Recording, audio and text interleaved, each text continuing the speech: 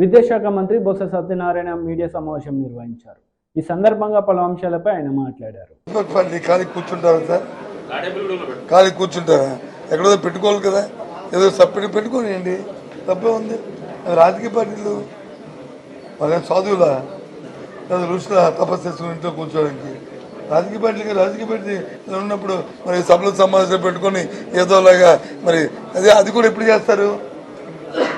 మా సైడ్ అయితే మా తూర్పు మా ఉత్తరాంధ్ర ప్రాంతం అయితే సంక్రాంతి వచ్చింది అనుకోండి, కొంతమంది వ్యవసాయాలు వేసుకొస్తారు. అలాగే వీరికి పండుగ చేసింది, ఇదో పండుగ. ఆ పండుగలాగే వీరికి ఎన్నికలు వస్తేనే పండుగ. కాబట్టి ఇప్పుడు ఎన్నికల ముందు వస్తుంటారు, వాళ్ళకి తగ్గట్టు వాళ్ళ వేష భాషలు, వాళ్ళకి హావభావాలు, వాళ్ళకున్న భాషని అందరికీ ప్రజల ముందు నేను కాదన్నా రాజకీయ పార్టీలకి అని చెప్పాను. ఒక ప్రతిపక్షం ఏంటి తప్పు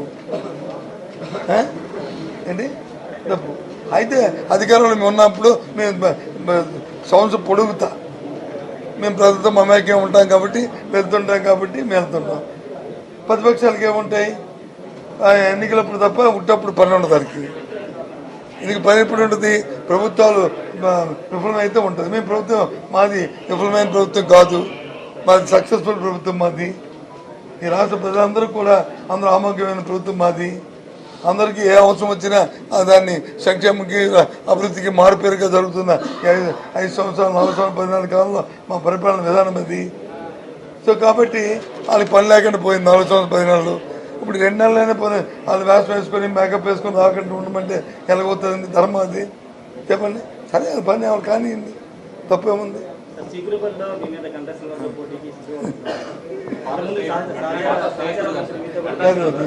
ఒక విషయం చెప్పింది కదా, ఎన్నికలు వచ్చినప్పుడు పోటీ చేయాలా? 30 మంది చేస్తారా? 30 మంది ఒకరు పని, ఇద్దరుదే ఒకరు, తప్పే ఉంది. అవన్నీ అవన్నీ వాళ్ళు ఎందుకోవాలి, కానీ నా మీద ఎవరు పోటీ చేయాలి కదా.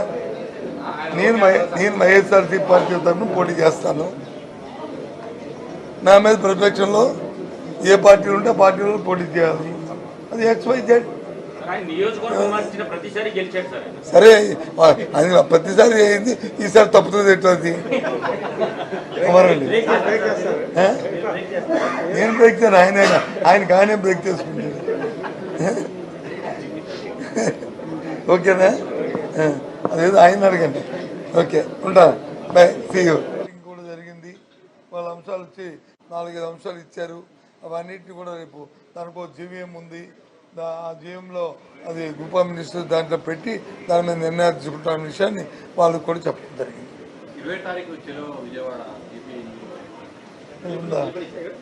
వాళ్ళు నిర్మించుకుంటామని, నాకైతే వాళ్ళు నిర్మించుకుంటామని అక్కడ చెప్పారు.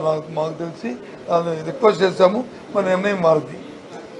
మేమైతే రిక్వెస్ట్ చేశాము నిర్మించుకోమని, ఎందుకంటే ఇది సమయం కాదు కాబట్టి అన్నాము. దాన్ని పాజిటివ్గా కన్సిడర్ చేస్తారని నేనైతే ఊహిస్తున్నాను.